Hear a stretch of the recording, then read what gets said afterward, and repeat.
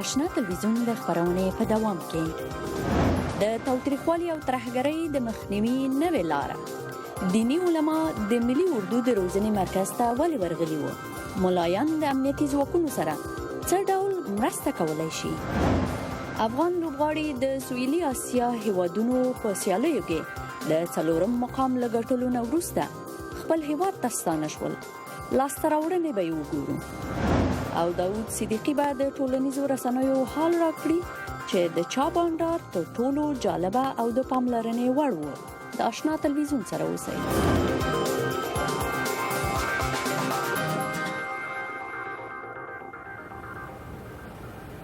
سلام آشنا تلویزیون ته ښه راغلاست د ماشومانو د ملاتړ دفتر وایي چې نړیوال او دولتي چارواکي باید د ملکي وګړو په ځانګړې توګه د ماشومانو خویندیتوب ته زیاته پاملرنه وکړي او آیا د اپل شرکت به د هغه کس د ایفون پاسورډ اف بی آی ته ورکړي چې په کلیفورنیا ایالت کې 14 کسان ووژل شخصي محرمیت مهم دی او کملي امنیت په پاتې نیم ساعت کې به وګورئ د نن پنځشنبه په خبرونه کې د افغانستان په اړه د خبرونو ترڅنګ سیمه‌ایز او نړیوال خبرونه هم ځای کړل شوي دي زه برېښنا عمرخیله یم د ترکیه حکومت وایي انقره کې پرونی ځانمرګي چاودنه د سوریې د یو تبع لخوا چې د کوردي ملیشو سره تړاو درلود ترسره شوې ده د ترکیه جمهور رئیس رجب طیب اردوغان وایي د دې ادعا شواهد به نړیوال ټولنې ته وړاندې کړي چې د ترکیه د پی کی کی یاغي ډله د سوریې له کوردي ملیشې ډلې سره کلکې اړیکې لري بلخوا د ترکیه صدر اعظم نن هوډ وکړ چې په دې چاودنه کې د ښکېلو ډلو نه غچ واخلي هغه زیاته کړه چې د پرونی پیښې په تړاو 9 کسان نیول شوي دي gece boyu süren yoğun istihbari ve emniyet. موږ هغه معلومات چې ترلاسه کړي مو دي د ټولو هیوادونو سره به شریک کړو په پیل کې به د ملګرو ملتونو د امنیت د شورا د دایمي 15 غړو سره شریک کړو موږ به هغو خلکو ته چې وایي د سوریې کوردي ملیشه ترهګر سازمان نه دی د اسناد وسپارو موږ د بشپړې همکارۍ تمه لرو او په ترکیه باندې د برید په تړاو د متحدینو د یووالي تمه کوو او د دې توقع لرو لکه څنګه چې موږ د سپتمبر د 11 نه وروسته یووالی ښودلی وو دوی هم باید له موږ سره ودرېږي پرون د ترکیه په پلازمینه انقره کې په چاودنه کې لږ تر لږه 28 کسان ووژل شول او لسګونه تنه ټپیان شول کوردي ملیشې د دې برید مسؤلیت په غاړه نه دی اخیستی بلخوا د متحده ایالاتو پوځي چارواکي وایي د سوریې په شمال کې د جمهور رئیس بشار الاسد د ځواکونو د پرمختګ له وجې تر اوسه پورې د داعش په وړاندې د متحده ایالاتو مستقیمه جګړه په جدي توګه ضعیفه کړې نه ده د متحده ایالاتو د پوځ ویان سټیف وارن وایي ټاکل شوې ده چې په راتلونکي 2 ورځو کې به د سوریې د جګړې د پای پلان پیل شي خو اسد ته وفادار ځواکونه اوس هم د روسیې نه پوځي مرستې ترلاسه کوي د هغه پلان په اساس چې 13 اونۍ سوریې ته د نړیوال ملاتړ په نوم د ډلې لخوا چمتو شو په سوریې کې جګړه باید پای ته ورسیږي په ورته وخت کې د متحده ایالاتو حکومت ویلي دی چې د نړۍ د شپږو قدرتونو لخوا رامنځته شوې موافقه د سوریې په ټولو جبهو کې د جګړې د ختم د اعلان په معنا نه ده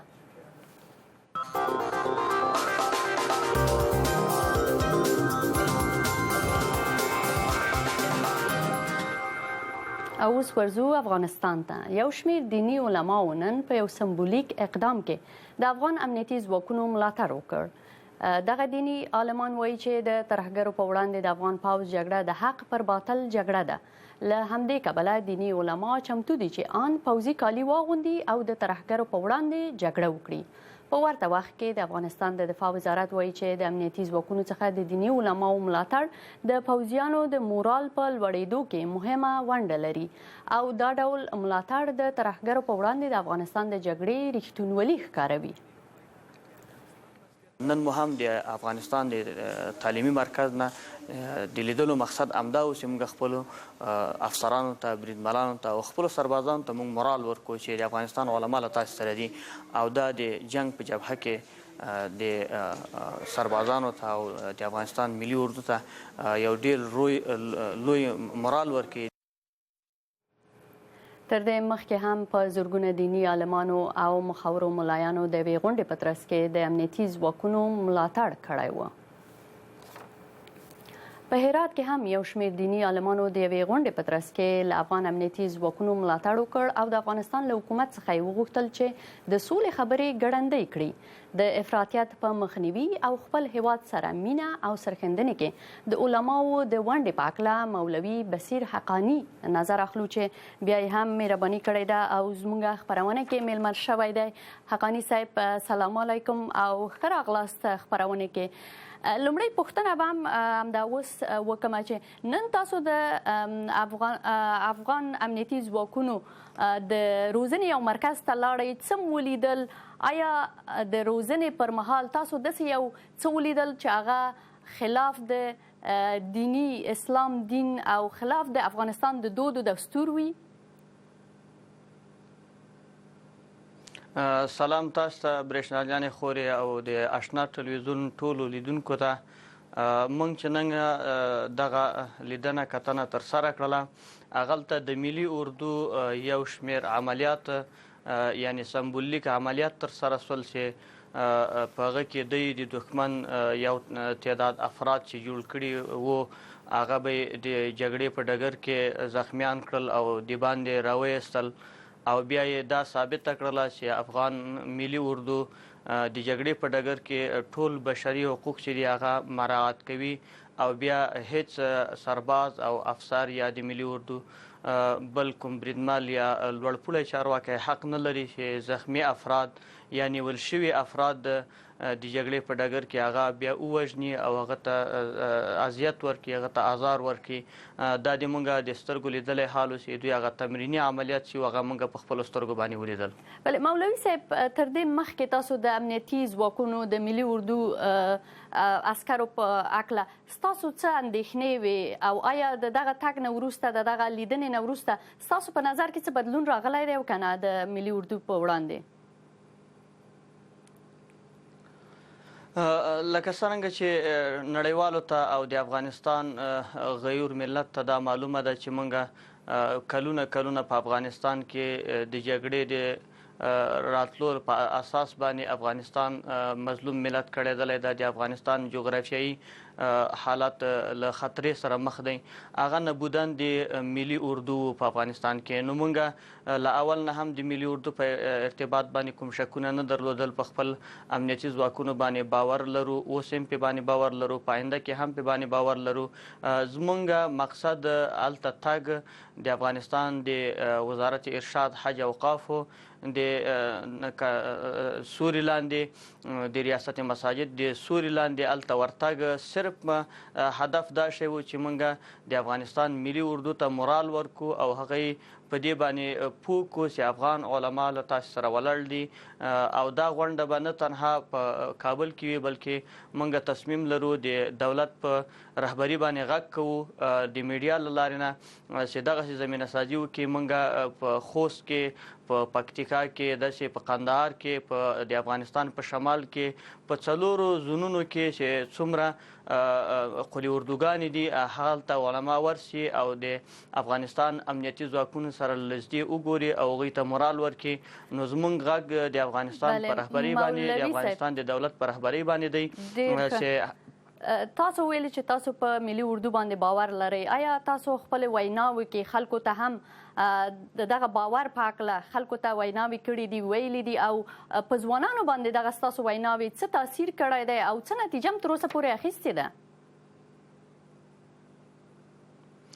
بلې موږ په خپلو ویناګانو کې همیشه د میراب او د منبر له لارې نه او دغسې د میډیا له لارې نه په خپل ولس باندې غږ کړی ده چې د موږ ټول نواقص چې دي هغه په رهبري کې دي. موږ په رهبري باندې غږ کوو چې باید علماو همیشه خپل مسؤلیت ادا کړی ده او د علماو د دغه ویناو تاثیر دی چې نن د افغانستان اردو په خپلو پښو باندې ولاړ ده او ځوانان بغیر له کوم خوف او حراس نه هغلته ورځي او د ملي اردو په صفوفو کې هغوی تنظیمیږي او په ډېر مورال او په ډېر اطمینان سره د افغانستان په امنیتي ځواکونو کې که د ملي امنیت ځواکونه دي، که ملي پولیس دي، که دغسې ملي اردو ده هغوی هغلته ځي او که نظم عامه ده هلته ځي او په هغه کې یوه بله مهمه پوښتنه هم ده، وروستۍ پوښتنه او که لنډ ځواب یې راکړئ. ملت نه دفاع کوي. بله، د هغو خلکو په ذهن کې چې د ملي اردو پولیسو او امنیتي ځواکونو په هکله تېروتنې موجود دي، تاسو خپل پیغام څنګه رسوئ د دیني اړخه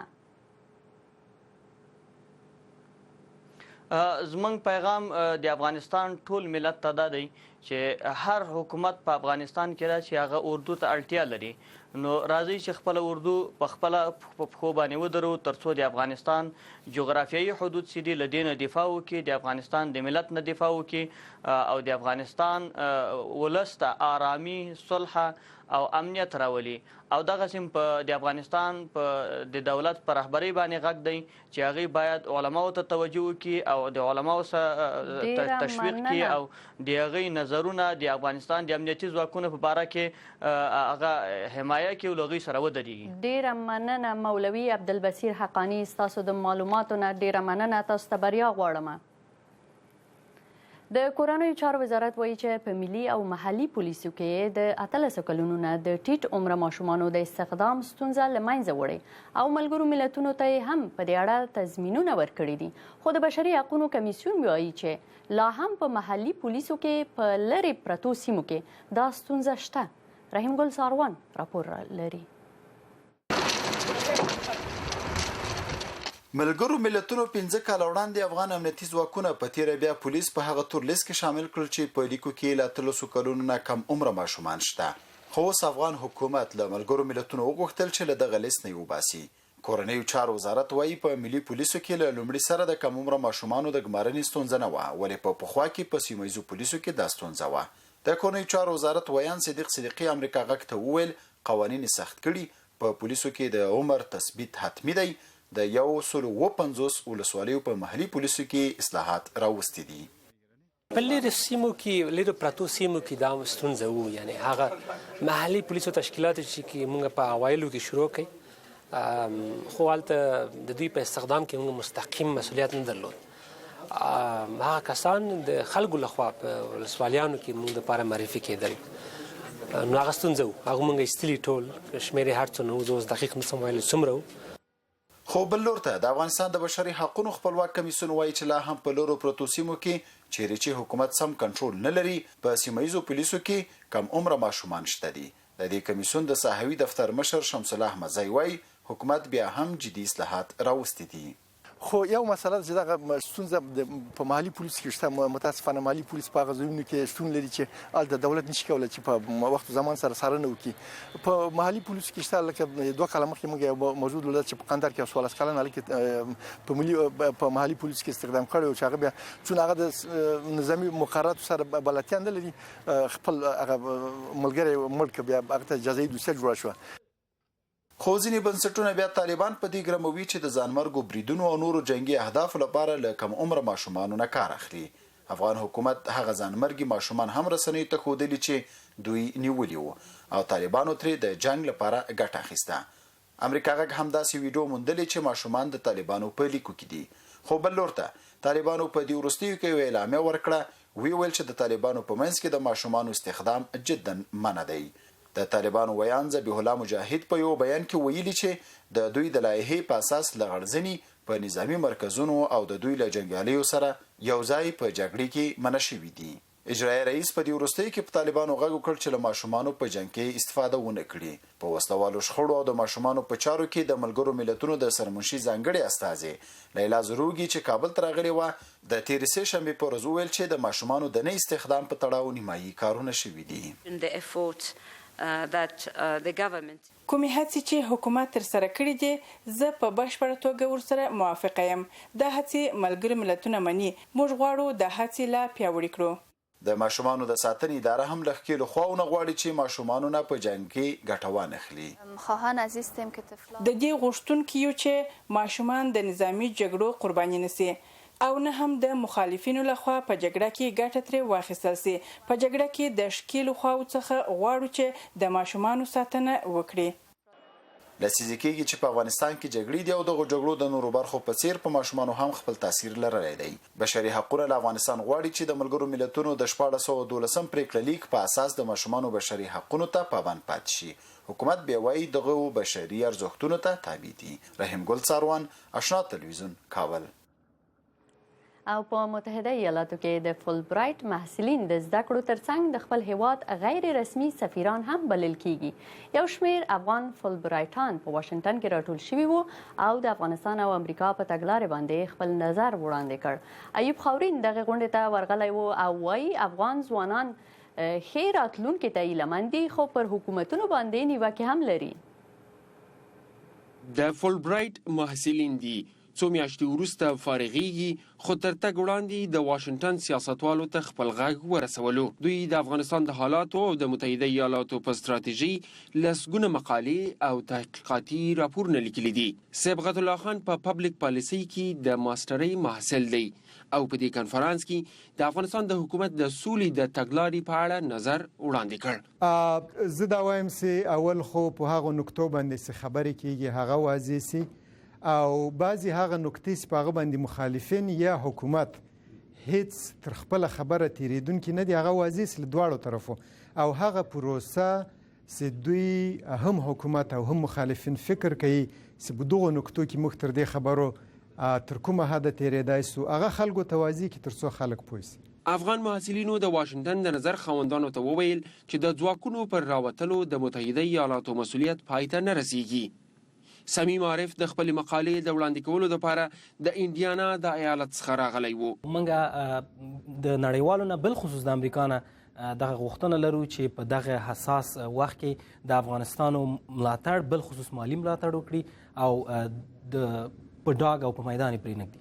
عارف زیاتوي چې د افغانستان حکومت باید د هیواد له جغرافیې اقتصادي ګټه واخلي. افغانستان باید خپل پالیسیانې بزنس مایندډ کړي. اوس موږ نشو کولی چې نړیوال ته موږ سره مرسته وکړه. په کوم بیس افغانستان ډیر یو حساس موقعیت لري د جنوبي او مرکزی اسیا ترمنځ یو برج دی. یو شمیر کسان د طالبانو سره د سولې په خبرو اترو کې د ښځو حقونو ته د پام نه کېدلو ویره لري. خو د فول برایټ محصله شغله هلالي وایي چې د ښځو تر ټولو ستره غوښتنه هم سوله ده. مهم خبره ده چې باید سوله وسي چې موږ تجربه وکړو چې په جګړو باندې د افغانستان وضعیت تغییر نه کوي. نو اوس فعلا موږ فکر کوو چې رای حل دغه مشکلات چې په افغانستان کې سوله یوازینۍ لار ده چې باید دغه ځوان فکرونه به ډیر ژر بیرته افغانستان ته ځي خو دوی وایي چې د عملي کار دپاره سوله ییز چاپیریال ته اړتیا لري. ایوب خاورین د آشنا تلویزیون واشنگټن. او پاکستانی چارواکي وایي په مومندو ایجنسۍ کې د طالبانو په 2 بریدونو کې 9 پوځیان وژل شوي دي. سیمه‌ییز چارواکي وایي چې د خاصدار په نوم د قبایلي پولیسو 2 سرتیري نن سهار وختي هغه مهال ووژل شول چې وسلوالو د تلاشۍ پر یوې پوستې برید وکړ. و نور سرتیري په پوست پنډیالي سیمه کې په برید کې وژل شوي. د جماعت الاحرار په نوم د پاکستانی طالبانو له تحریک څخه یوې جلا شوې ډلې د 2 بریدونو مسؤلیت منلی دی.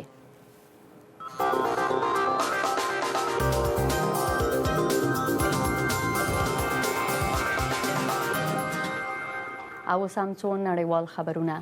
د اپل شرکت د متحده ایالاتو د حکومت له هغه امر سره مقاومت کوي چې د ترهګرۍ په پیښه کې د ښکیل کس ایفون ورته خلاص کړي. د موضوع زیات امریکایان د ډانګ او پړانګ له حالت سره مخ کړي دي. هغوی نه پوهیږي چې کوم یو مهم دی، فردي ازادي او محرمیت که ملي امنیت. د اف بی آی اداره له اپل نه غواړي چې د هغه آیفون شفر شوی سافټویر پرانیزي چې یوې توندلارې میرمنې او د هغې خاوند ترېنه استفاده کړې وه او په کلیفورنیا کې 14 کسان ووژل. په جواب کې اپل نن د یو پرانیستي لیک په ترڅ کې ل خپلو مشتریانو نه وغوښتل چې د حکومت د هغه بېساري اقدام پر خلاف اعتراض وکړي چې د وګړو د شخصي ژوند لپاره ښایي پایلې ونه لري. دا به حکومت ته د حق ورکړي چې د هر چا ټلیفون ته لاسرسي ولري. که د پلاټونو لپاره په کار وي فکر کوم سم کار دی. سپینې ماڼۍ د پنځمې په ورځ تایید کړه چې د دې ترهګریز عمل پلټنه کول یو لومړیتوب دی، خو څرګنده کړه چې د وګړو شخصي ژوند ته زیان ونه رسي. They are not asking Apple to redesign its product. هغوی له اپل نه دا نه غواړي چې خپل آله نوي کی یا کومې آلې د لپاره نوې کوډ ورکړي، بلکې یوازې د یو شی غواړي چې پر دغه آلې اغیزه ولري. دغه قضیه د قانون پلي کوونکو چارواکو لپاره یو زیاتیدونکې ستونزه په ګوته کوي. په تیره بیا د نیویارک په څیر په لویو ښارونو کې چې د ترهګرو تر هدف لاندې وي. موږ ټول د اساسي قانون د خوا ورکړل شوو حقونو ته درناوی لرو. موږ ټول د شخصي ژوند د اساسیتونو په اړه پوهیږو. خو په پای کې دغه شرکتونه د ترهګرو لپاره دا اسانه کوي چې خپل شیطاني عملونه ترسره کړي. اساسي خبره دا ده چې دوی باید د خپل ګټو نه مخکې عامه ګټې په نظر کې ونیسي او په دې برخه کې همکاري وکړي. په ټوله نړۍ کې ترهګر پر پرمختللې ټکنالوژي تکیه کوي چې لامل یې د هغوی د تعقیبولو کار لا سختوي. موږ یو داسې حل ته اړتیا لرو چې زموږ شخصي حقونه خوندي کړي، خو په ورته وخت کې اجرایه قوې ته د اړتیا وړ وسایل ورکړي. یوې محکمې د سې شنبې په ورځ د یو حکم په ترڅ کې لا ایپل نه غوښتي چې لا څارنوالانو سره همکاري وکړي. د ټکنالوژي ځینې متخصصین وایي چې کدا کار یو ځل وشو، هکران به ډېر زر هغه طریقه زده کړي چې له موبایل ټلیفونونو نه شفر شوي معلومات غلا کړي. تاجمین آشنا تلویزیون امریکا غږ. او د متحده ایالاتو د مقدماتي ټاکنو په لړ کې راتلونکي شنبه په جنوبي کارولاینا ایالت کې د جمهوریت غوښتونکو کاندیدانو او په نوادا ایالت کې د دموکراتو کاندیدانو ترمنځ سیالي کیږي. د ګینی پاک پانتون د چهارشنبه په ورځ د متحده ایالاتو د جمهوریت ریاست د کاندیدانو په اړه یو نظر پوښتنه خبره کړه. په دې نظر پوښتنه کې ښیي چې ډانلډ ټرمپ 9% ملاتړ لري، د فلوریدا سناتور مارکو روبیو 19% او د ټکزاس سناتور ټیډ کروز 18% ملاتړ لري. د دغه نظر پوښتنې په اساس دموکرات کاندیدان هیلری کلینټن او برني ساندرز تقریبا برابر پر مخ ځي.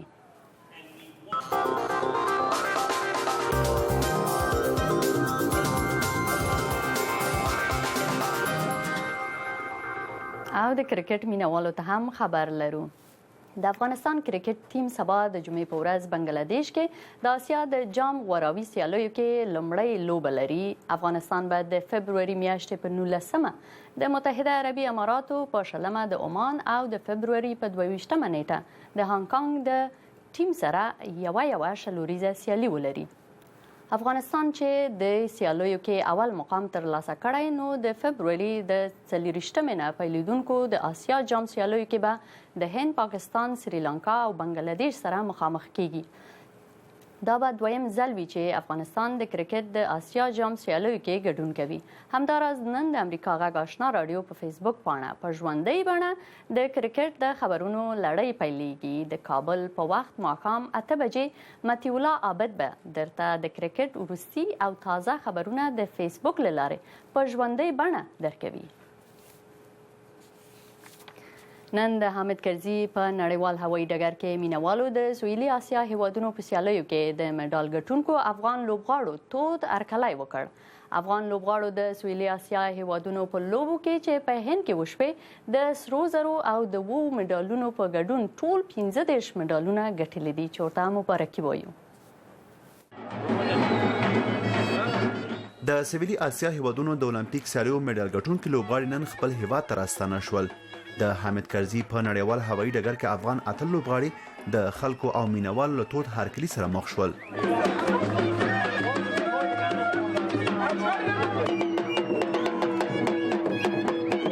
لوبغاړي وایي چې د سویلي اسیا هیوادونو ترمنځ د سیالیو کچه خورا لوړه وه.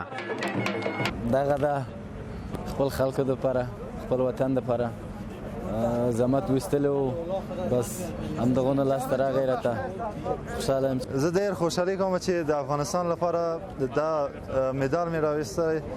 دا ما ته افتخار دی. ټول خلک ته تبریکي وایم. خو لوبغاړي او روزونکي بیا نیوکه کوي چې دوی ته ښه پاملرنه نه کیږي او آن په هوایي ډګر کې هم حکومتي چارواکي نه تر سترګو کیږي. خواهش کردیم، بازم خواهش میکنیم از دولت ما. موږ هیله کړې او بیا هم هیله کوو له دولت څخه، له ولسمشر څخه چې موږ ته پاملرنه وکړي. موږ لوبغاړي یو، کولی شو د سولې پیغام راوړو. موږ کولی شو خلک خوشحاله کړو. متاسفانه د تاسو خپل ګوري چې دلته موږ راغلي د تربیت بدني نه خپل رئیس نه درغلی د لوبغاړو د هغه لپاره تشویق لپاره. د سویلي اسیا هیوادونو ترمنځ د اولمپیک په 12 پړاو سیریو کې افغان لوبغاړو د تکواندو، جدو، وشو، والیبال، هاندبال، باسکټبال، پینګ پانګ، ټینس، بیډمنټن، سوک وهنې، غیږ نیونې، وزن پورته کولو، بایسکل ځغلونې او لامبو وهلو په برخه کې ګډون کړی وو. خو لوبغاړو یوازې تکواندو، غیږ نیونې، جدو، وشو او سوک وهنو په برخه کې میډالونه ګټلي دي. دا چې ولې په ټولو برخو کې افغانستان لاسته راوړنې نه درلودې، د اولمپیک د ملي کمیټې چارواکي داسې ځوابوي.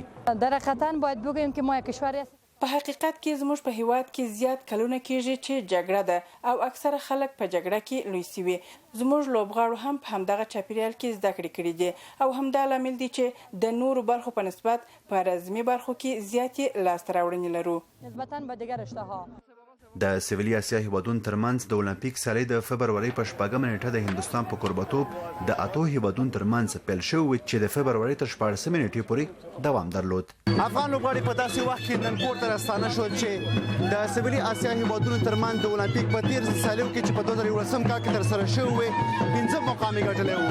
وحید الله فیضي، آشنا تلویزیون، کابل.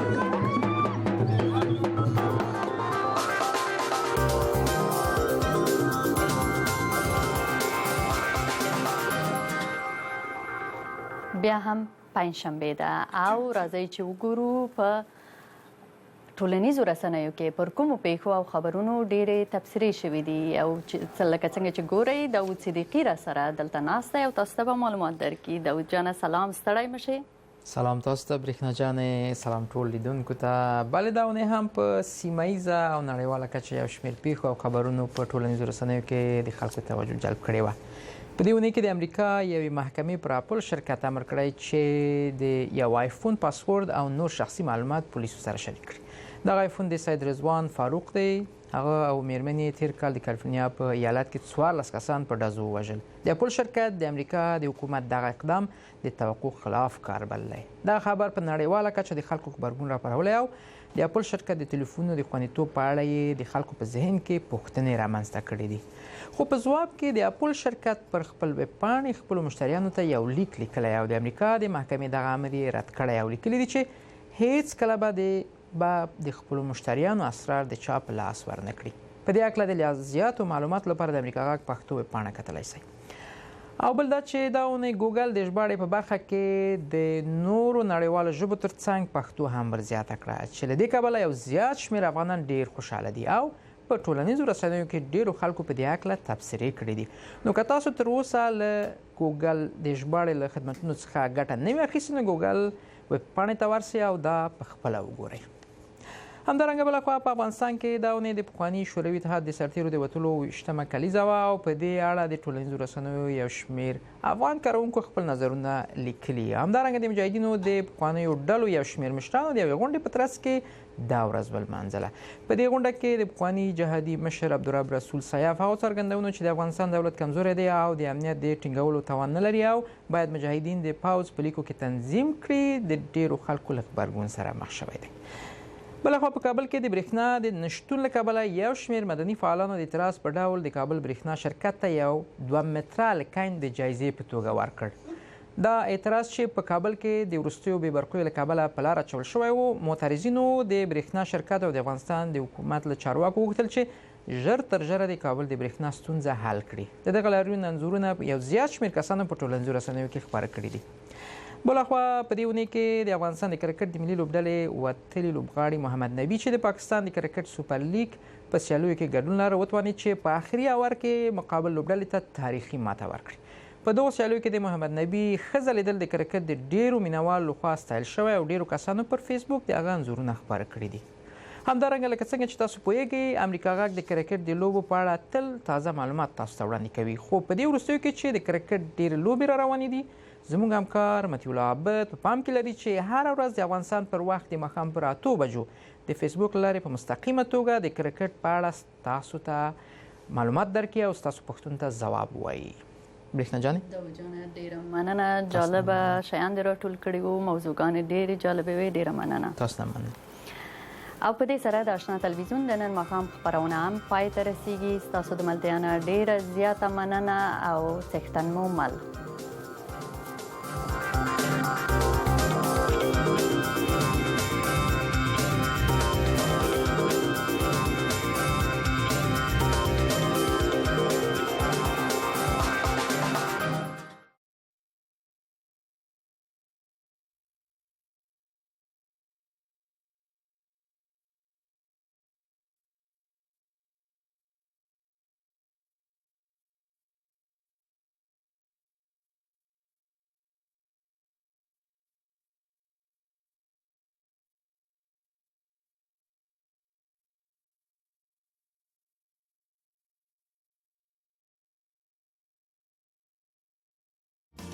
Hi, I'm